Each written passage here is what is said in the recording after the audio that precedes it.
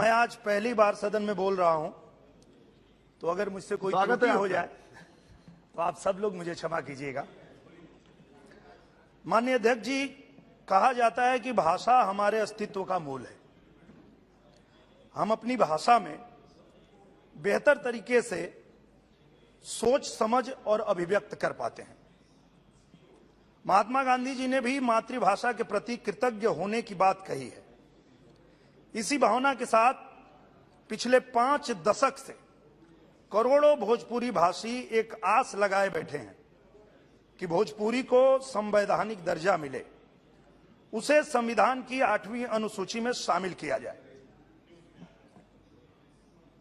लेकिन भोजपुरी का इंतजार खत्म नहीं हो रहा है। कभी तो भाषा के भेद का पाठ पढ़ाकर, तो कभी नियमों की अस्पष्टता का हवाला देकर भोजपुरी भाषियों की मांग पूरी नहीं होने दी गई।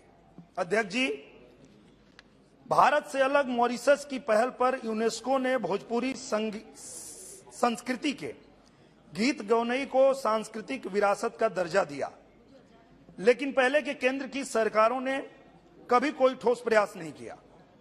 मोदी जी की सरकार ने सकारात्मक पहल करते हुए केंद्रीय संस्कृति मंत्रालय ने भोजपुरी फिल्म समारोह का आयोजन किया, जिसके लिए मोदी सरकार जी का करोड़ों भोजपुरी भाषी हृदय से धन्यवाद करते हैं।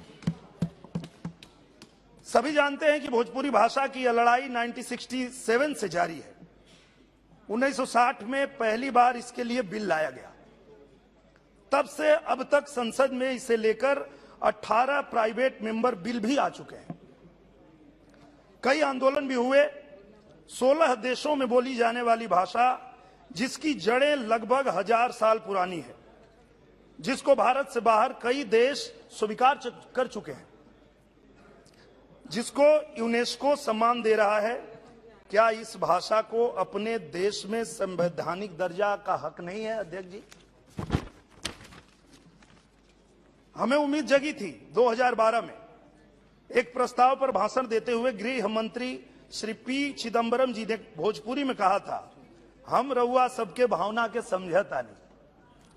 हम मानसून सेशन में भोजपुरी को मान्यता देने के लिए बिल लाएंगे, लेकिन तत्कालीन सरकार ने हमारी उम्मीदों पर पानी फेर दिया। अध्यक्ष जी, तत्कालीन गृह मंत्री ने सदन में आश्वासन देकर अपने बात से पीछे हट गए और भोजपुरी के सम्मान के लिए उन्होंने कुछ नहीं किया। अब मोदी जी की सरकार है जो असंभव को संभव करने के लिए जानी जाती है। मुझे पूरा विश्वास है कि अब तक जो संभव नहीं हो पाया वो मोदी जी की सरकार में जरूर संभव होगा।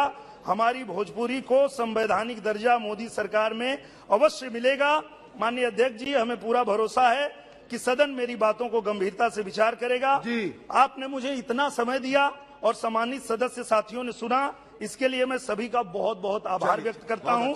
जय भारत, जय भोजपुरी।